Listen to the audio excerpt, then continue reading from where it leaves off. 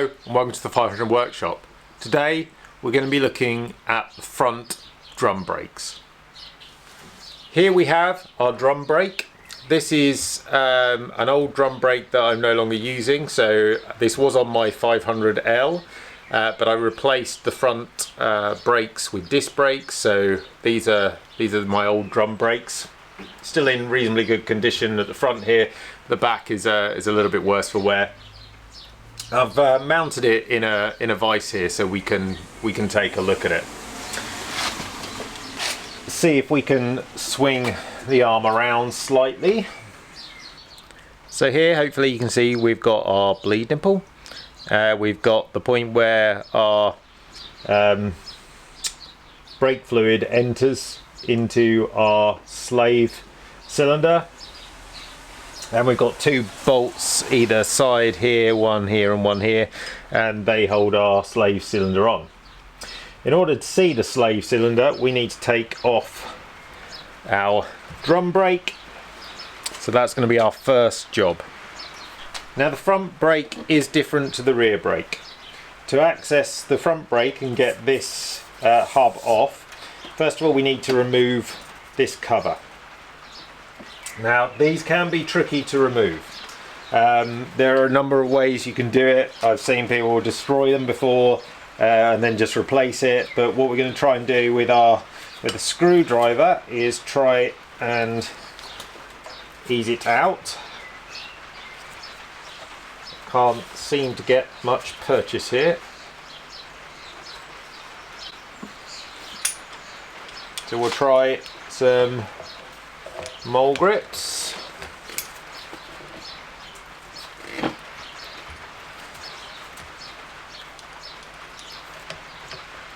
We need to expand these a bit more.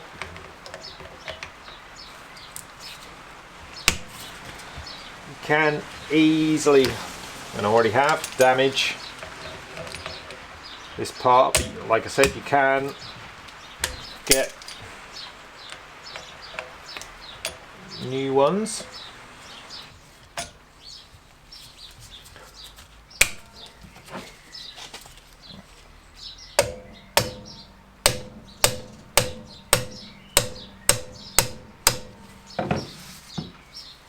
Okay, that's starting to come now.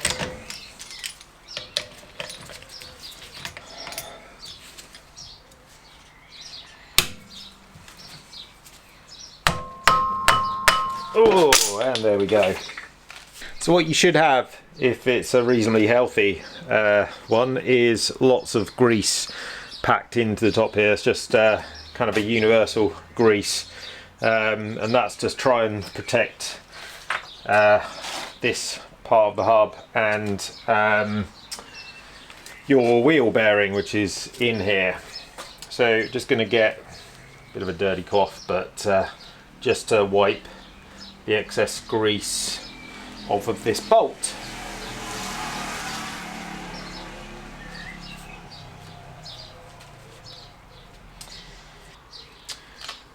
Now this bolt holds the drum in place. This bolt is unique in that it is a reverse thread. So instead of normal kind of turning anti-clockwise to loosen something and clockwise to tighten it, in this case we'll have to turn it clockwise in order to loosen it. Also, I'll just zoom in for you here. Okay, you'll also see here that these bolts are meant to be peened. Now peened means kind of knocked in at the side to secure it in place. So when you come in to remove it, you have to remove the peen first. Now for some reason this one hasn't been peened particularly well, so I don't need to remove it. But if you need to remove it, you're basically trying with a soft rubber mallet and a screwdriver or a chisel or something, just trying to knock it back. And that's why whenever you're doing something to the front brakes or to the bearing here, which sits behind here, that's why you want to replace these nuts. So if you are doing work, get yourself a set of nuts, one for each side, that you can replace, and then peen it again as a fresh nut. So this nut is a 22 millimeter. So we should be able to put this on here, and remember we've got it switched to tighten rather than loosen. And there we go. We should start to be able to just take this off now. That might be a lot tighter.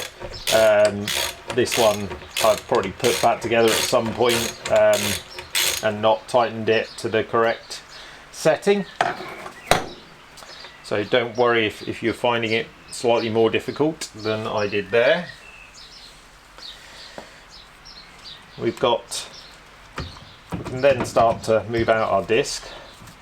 Sorry, our drum, not our disc. We have here a washer that sits in front of the nut, and our bearing. So here's our bearing. Hopefully you can see there's the washer and there's the bearing. Bearing goes in that way. Washer on top, bolt on top of that. I think this washer actually looks damaged, so I'm guessing it should have a tab there, which, yeah, says a groove within this spline. So I would imagine, let's just check. Yeah, it's not. I would imagine that this sits on first. Let's slip down. Yeah, sorry, this isn't on, is it now? Yeah, that slips on first, then aligning with that groove, the washer goes on, and then the bolt. But hopefully now we can take it off as one unit and reveal what's behind. So what you're looking for here is, here's our drum, and what you're really inspecting is the inner rim here, and you are looking for any kind of warping, distortion, big scratches, anything that would stop our pads from stopping our car. This is obviously relatively new and doesn't have any marks at all in there. Then we come on to what we have inside here. So we have our shoes, we have our springs which hold our shoes together. Here are our self-adjusters, so we don't need to unlike some cars and some setups, you can adjust the brakes, but what you do here is, once you've put this all together, you are meant to drive the car forwards and then in reverse and keep doing that and stamping on the brakes, and it will self-adjust with these pieces here. Then we have our slave cylinder. So our master cylinder is in generally the front of the car. It has the brake fluid coming down from a reservoir, again in the front of the car, and we'll take a look at this some other time. The reservoir feeds the master cylinder, and when you put your foot on the brake pedal, it activates the master cylinder, sending brake fluid to the slave cylinders. So there's one on each corner. Slave cylinder then pushes the fluid in and pushes the brakes out. Now, I can't physically force those brakes out, but the fluid pressure is enough to move those brakes out, and the pads then spring open, touch the brake rim on here, and slows our car down. So we are going to dismantle this to show you exactly what it looks like. It's far easier generally, in my experience, to get out than it is put back together. So what we're going to do is pull these. and that should give us a starting point. There we go. And there we have those out. Okay, so we got our springs here which do detach. Let's do a bit of a closer inspection on here. So what you're looking for on the brake shoe is any leakage from the brake, from the slave cylinder. You're looking for any scratches, any deep indentations. You're looking for the thickness here to be good. And we just can see, here's our self adjuster, and it's like a little mounted spring with a couple of washers. You want to make sure that these kind of rubber, or I'm not quite sure what they are, but they're some kind of material, is not broken apart or damaged in any way. So these again quite new, so they look good. Just show you the other one, show you it's the same, no real problem there. You can see where the main pad has been used. There's a bit down the bottom here which less so, and everything else looks good. So we're going to look at the back again now, because we're going to take our slave cylinder off, and there's two 10mm bolts which should be holding this on. Put it on tighten. Right, so one's on this side of our kingpin. Kingpin is the actual kind of steering joint here.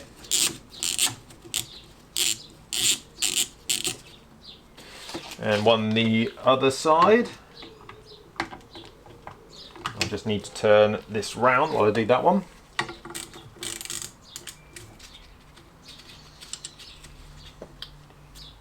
There we go, so that's out. And we're going to take off this bolt here, which is where the hydraulic or brake fluid comes into. Looks like it's just slightly bigger than a 13, so maybe that's a 14. Let me go and get a 14 spanner. There is a 14, and I'm just gonna take this out. Make sure I'm going the right way. I don't think I am. I'm looking at it from the back, so that's more difficult. Now, from memory, I think this is called a banjo bolt. If it's not, I'll correct it in the video afterwards. And what you can see here is, oh, let me just get it so it's in focus. Hopefully you can see that the bolt has a hole in it, in the side and also in the bottom. And so the hydraulic fluid, the join here, comes into here and out through that hole and into our slave cylinder. There we go, and our slave cylinder then just pulls out. So here's our slave cylinder. So these are the mounting points. Here's where our banjo bolt goes into, and the fluid goes in there. And this is our bleed nipple. It's not looking the best of condition on this side, it has to be said. On the inside it looks okay though. And if we what we can do is push, or what we should be able to do is push both sides nicely, and they should spring back. But one side is actually not springing back at all.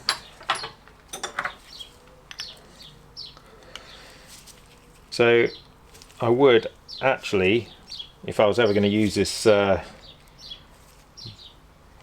brake again, replace these for sure. Actually, there's a huge amount of corrosion in there. See if you can see that. There's quite a lot of corrosion in there. Just going to remove the rubber on this end. Just see if I can get this to move at all.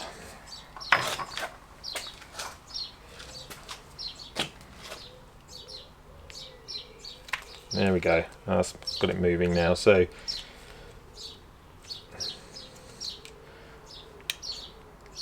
free it up a bit.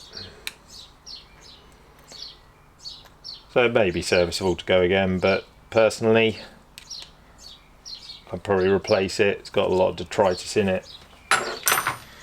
for our purposes today, it's just a demonstration, so I'm not going to replace it, but see, it doesn't bounce back like this one does. It might be because we don't have our rubber on it, so let's try and see if we can get our rubber back, which might be easier said than done.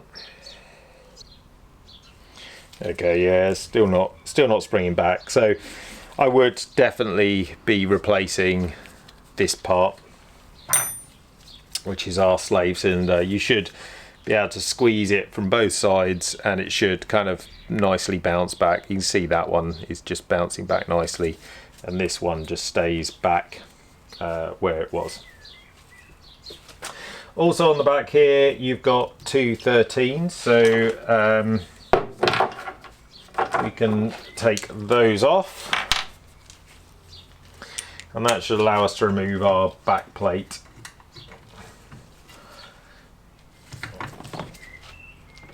Okay, now they are solid, so we're going to have to give them a bit of a spray. Here I've just got some spray that I'm going to put on. It's I use the XCP, but you can use WD-40 or whatever you prefer. Let's just get that working in there for a couple of minutes. There we go. It's starting to move now.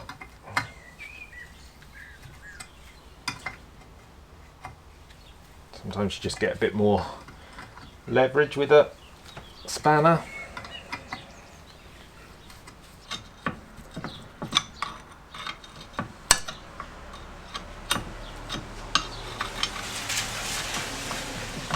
Okay, so we've taken both those out, and we should just be able to hopefully remove this. Might need a bit of persuasion, it's been on a long time.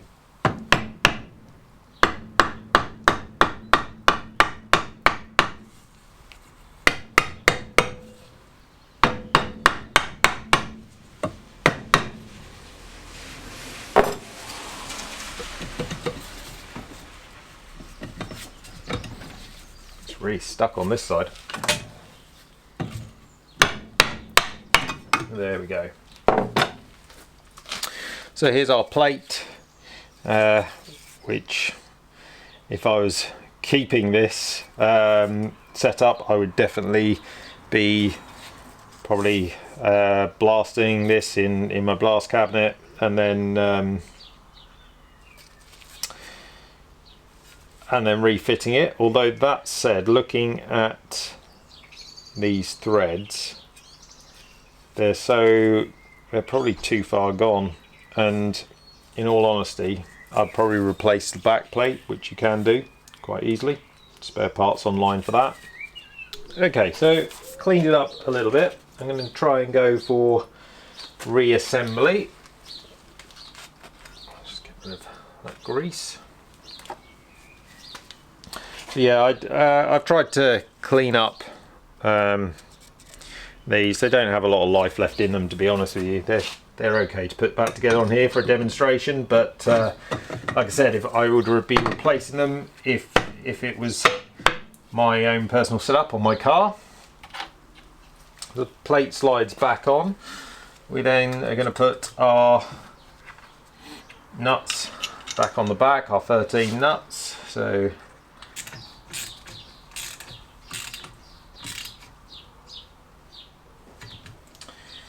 okay, so they're back on.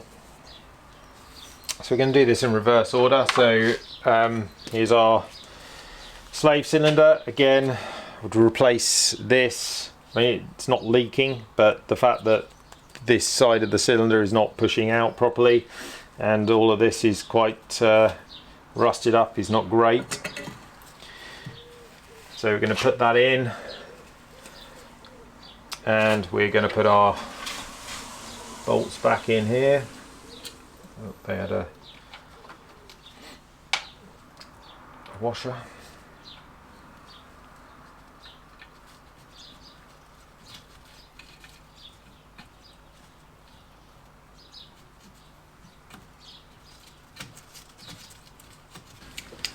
Swap for our 10mm. and just tighten these up.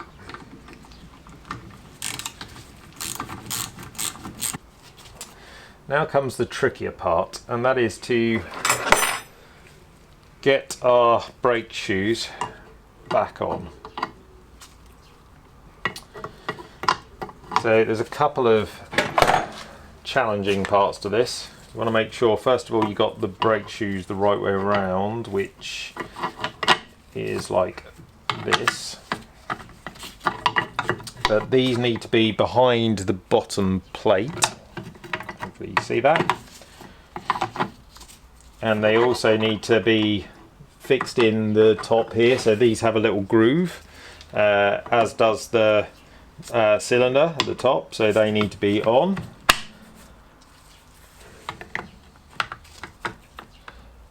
So that looks easy, doesn't it, right? You can just do that. The challenge here is these springs are really, I mean, look at the difference between where that hole is and how long that spring is. And this one specifically needs to be behind here as well.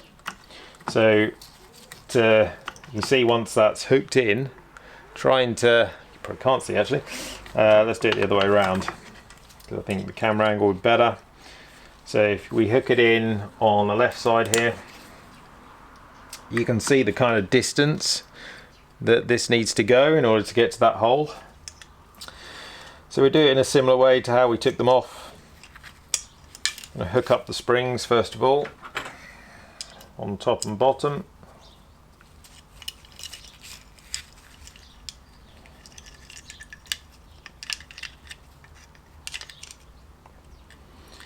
Which is easier said than done.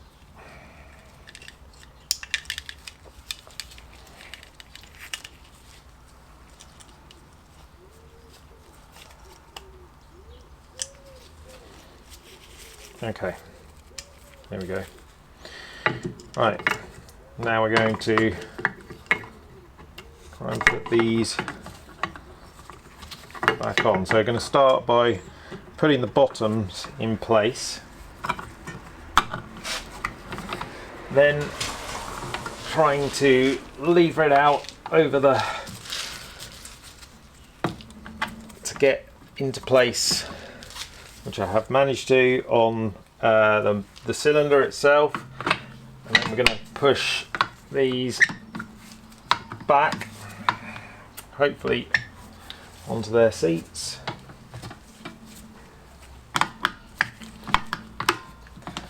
So doing it in tandem is quite difficult.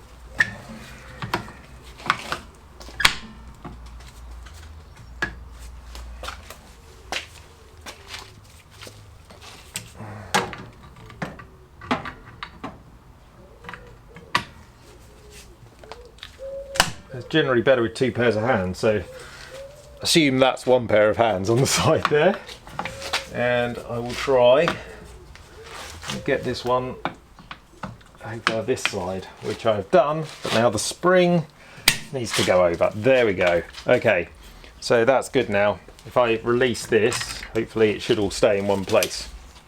So if you don't have two pairs of hands, get yourself one of these. It's Amazon Basics clamp that I got. I knew it would come in useful, and it has. So managed to get those back on, the spring behind. Now if I was genuinely putting this back together, now I'd be spraying these pads with brake cleaner, making sure that any grease or anything that we've got on them by doing this is removed. I'd also be doing the same thing with my hub here, so cleaning all the inside, making sure it's all good, assuming I hadn't replaced it, but even if I had, you still want to degrease it. Now we can put our plate over, and this can be quite tricky on occasions if the brake shoes have really been pushed out wide by any fluid. That can be quite tight to get on, but it's okay in this situation. We then take some grease, get our bearing, make sure it's all nicely greased up.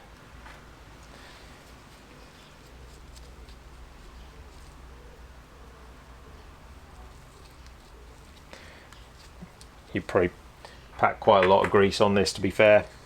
Make sure it's nicely greased. This is our wheel bearing.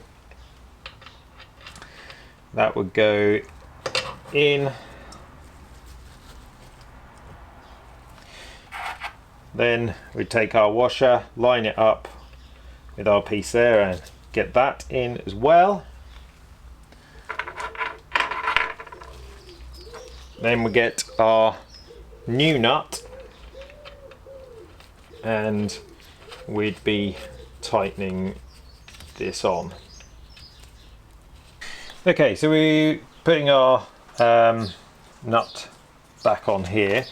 We're checking our manual, and you probably can't quite see this, but it says replace the washer and the nut, which is what I suggested, and tighten to a torque of 21.7 foot-pounds, and then slacken the nut approximately 60 degrees. So we have our torque wrench here, and we've set it to, let's just set it to 21.7, just under 22, and we will get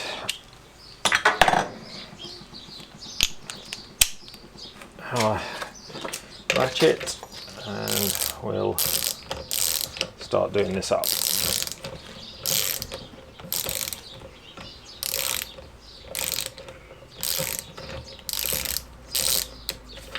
I'm going the wrong way, aren't I? It's meant to be the opposite way, isn't it? So let's do that again.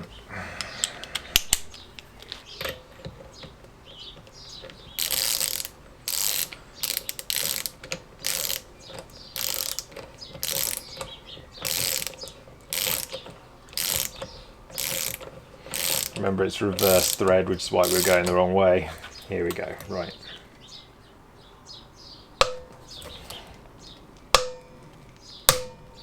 There we go, nice snap. And then it said remove it or unwind it by about 60 degrees. So if it's there, that'll be about 45.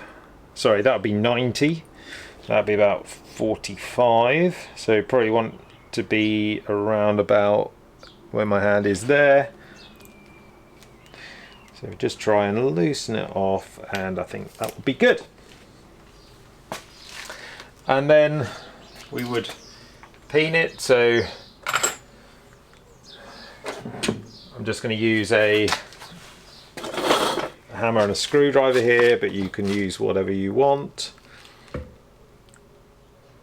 And we're just going to give it a couple of nice whacks. Might need something a bit more heavy duty than a screwdriver here.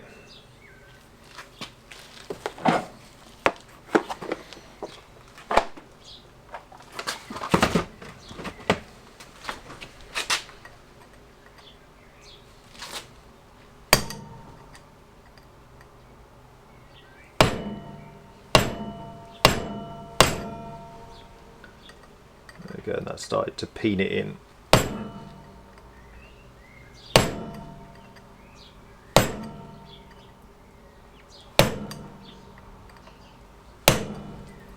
And that should stop it coming undone easily. Now we would pack this with grease and pack all around here, and then we'd try and slide this on. Now if you packed it with too much grease, it tends to pop straight off again. It can be a bit fiddly, this part. I get my mallet, just gently try and knock it in.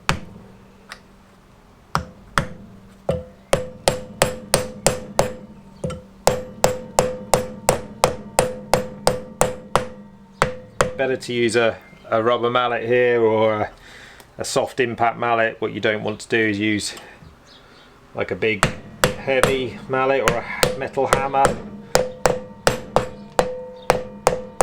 And that's back on.